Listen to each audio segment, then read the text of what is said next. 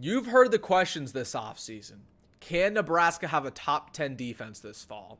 In order to do that, they need one positional group to step up and step up big time: the secondary. So in today's video, we're going to take a deep dive into the Blackshirt's defensive backs, the corners, and the safeties. And we're going to go over the pros, the cons, and my predictions for every single player in that positional group. So really quick, before we get in this deep dive, make sure to hit that like button if you're getting excited about watching this Blackshirt defense. I know I am. And hit that subscribe button. This summer, I've been posting a video about Nebraska football and Nebraska recruiting every single day, and we're getting so close to the season. You're not going to want to miss the content we got cooking up. So if you're a diehard fan of Nebraska, please hit that subscribe button. But without further ado, let's get into it. Talking about the secondary for the Huskers, and man, oh man, this is a big year for the DBs. Of course, when Tony White, our defensive coordinator, got here, he put in place the 3-3-5, having 5 defensive backs on defense at all times. And because of that, in order for this group to take that next step, it has got to be a no-fly zone. So let's just start off the conversation with the cornerbacks. And this has been a recent concern for Nebraska fans. They're worried about this room and its depth specifically. But let's just start it off with a player that we're not worried about, one of the best returning corners in the country, Tommi Hill. So honestly, this guy does not get enough love from the Husker fan base. Despite many years of losing for Nebraska, we've had good corners, guys who went to the NFL.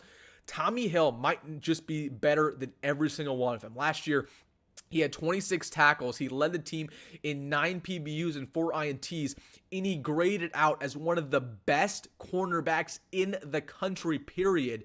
And yeah, I mean, he's returning. He's going to be that number one corner, no problem for the Huskers. Now, what's interesting about him is that it's quietly his last year of eligibility. He's been with the Huskers for 2 years. He was at Arizona State during his true freshman campaign. This is it for Tommi Hill. This is a prove it NFL type of year for him. And yeah, he has that potential to be a first round, second round, third round draft pick. He's a true man corner. He can cover the best of the best inside the Big Ten. And yeah, I expect him to play his heart out and have one of the best years of any defensive player in the country. So I'm not worried about Tommi Hill. However, let's start to get into the depth in this cornerback room. So Nebraska recently brought in a transfer by the name of Ceyair Wright, former top 100 4-star who was originally at USC. And this is a guy who's played time and time again throughout his college career, started most of the season for the Trojans in 2022, did not really play in 2023, but again, looking at his stats, had 41 career tackles, an INT. He runs a 4.3 40 time. And he has that potential to be an NFL player just like Tommi Hill, if not better.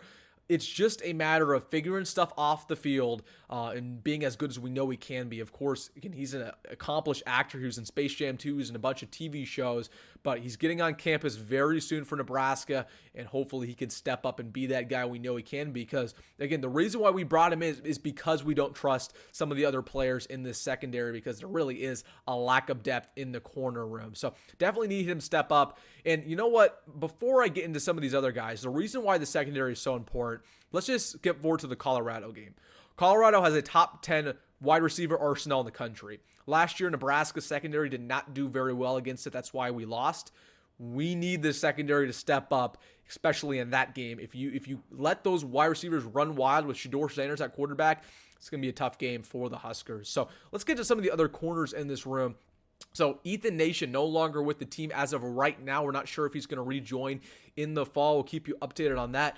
Blye Hill's another player who, before Ceyair Wright got to Nebraska, he was projected to be cornerback 2. Now, he got injured in the spring game, and according to Matt Rhule, he's not going to be ready by the start of the season. He'll likely, be there probably when we start Big Ten play, but those first 3 games, I don't expect Blye Hill to be suited up. But talking about him, I mean, he does have that upside. He played 1 year at FCS ball, really tall, is at 6'3", good speed and acceleration. He's a guy that I feel really confident as a nickel corner, guarding guys in the slot. He can potentially, flex and play safety. So really good player in there in Blye Hill. Man, he just got to stay healthy when he comes back. Now, 3 corners we just talked about, you feel good about.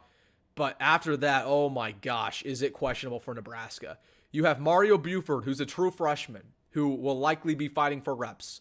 You have Larry Tarver, another player who did really well in spring ball, but is another true freshman.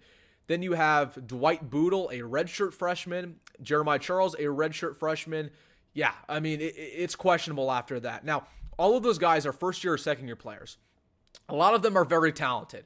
But let me ask you this as a Nebraska fan. Do you trust having a freshman cornerback start in the Big Ten against some of the better wide receivers in the country? That's not a good scenario. That's not something that we want in this defense. Again, I think that, for example, Larry Tarver's the real deal. I think Larry Tarver is going to be a phenomenal player for Nebraska, just not in year one. Same deal with Marques Buford. Same deal with Dwight Boodle. It's just tough. And then Jeremiah Charles is another guy that a lot of Nebraska fans have been hyping up. Listen, when it comes to Jeremiah Charles, he runs a 4.3 40 time. He is very athletically gifted. He didn't start playing football until his senior year of high school. Will be his third year even putting on cleats and putting on pads.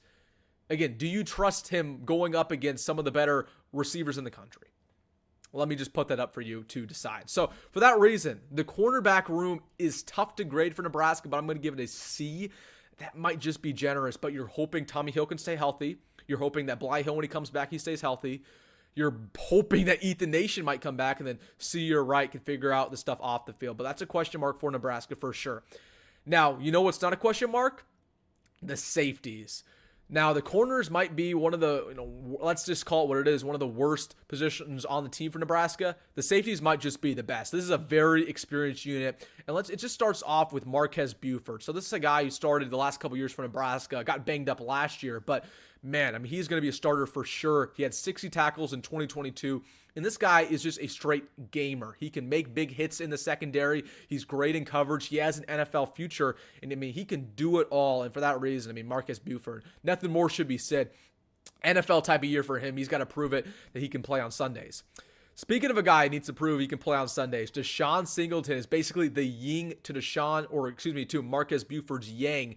Man, I mean, he's just a hard hitter. Last year, he only had 20 tackles, but this year, I mean, he's going to get some run as a starter. Really feel good about Deshon Singleton and what he provides to this secondary. And man, I mean, he can lower the boom on just about everybody. And then Malcolm Hartzog is another guy who's now in that cornerback room, in that safety room. He moved from cornerback. And this is a prediction that I've had for a long time. I said even last fall that they should move him to safety because he was never a true man corner. He was always a guy who thrived in zone. He thrived being a ball hawk and getting interceptions. But when it comes to actually playing man coverage, he could not guard guys one-on-one. So for that reason, him playing free safety now is awesome. I love Malcolm Hartzog at that spot, and he should have a couple INTs in that spot for the Huskers. Now, one other guy I'm going to talk about in this secondary is somebody I feel really good about, and Evan Cooper has said this might just be the best player on Nebraska football team. This is Isaac Gifford. So Isaac Gifford, I've been a little bit critical about him in the past. Last year, he led the team in tackles in 86, but I was recently watching the Colorado game from last year, and man, that might have been one of the worst performances of Isaac Gifford's career. He was on Travis Hunter multiple times throughout the game. He was on Xavier Weaver multiple times throughout the game, and he was getting burnt. But I will say this about Isaac Gifford. Throughout the year, he consistently got better in coverage. He consistently got better at guarding these tight ends, guarding wide receivers. And we know what he is in the run game. I mean, he is phenomenal. So you feel good about Isaac Gifford. I think he's going to take a big jump. I don't think that's going to be a problem again. And yeah, I mean, he's a player who is underrated, honestly has an NFL ceiling. He might just be the best player on our defense. And yeah, Isaac Gifford, for that reason, I mean, he just bumps up the safety room even more. So we had a concern about the corners. We don't have a concern about the safeties. For that reason, I'm going to give them an A-, the second best out of any unit on the team just besides this D line. So overall, what's my evaluation about the secondary? Well, there is a lack of corners. Okay, there is. We need a couple guys to step up there. We need perhaps a Larry Tarver to step up, perhaps a Dwight Boodle. Maybe even Jeremiah Charles can be that phenom we know he can be, get some run. However, the likelihood is that won't happen, that you have three corners you trust in that room, that being Tommi Hill, Blye Hill, and Ceyair Wright. So you need the D-line to step up a little bit. And I say this all the time. You can compensate for a bad secondary with a good defensive line, because if the D-line gets to the quarterback in a second, it doesn't matter. However, if you have a bad D-line and a good secondary, there's still going to be a lot of completions because the quarterback has all day to make a decision. So the D-line is a more important positional group for that reason, and hopefully this D-line can, compensate for a little bit of the lack of corners.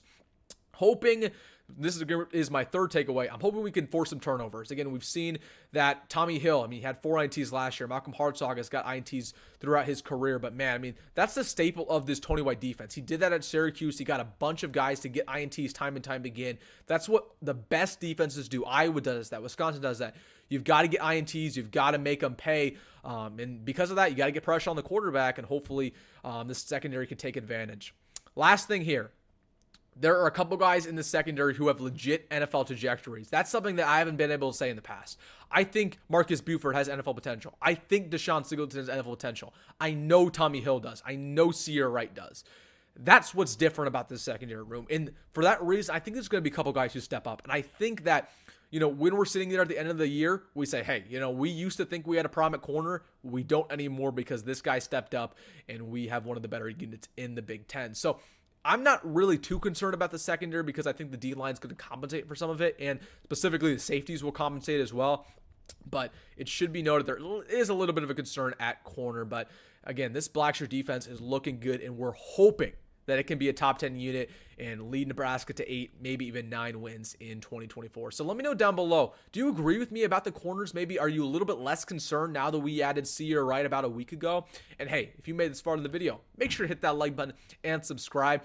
It's crazy, guys. This is the end of our positional previews. I've went over every single position on offense and on defense. We have a playlist on my channel if you missed any of them, so you want to check out a certain positional group. But as always, folks, go Big Red, go Matt Rhule, and see you in the next one.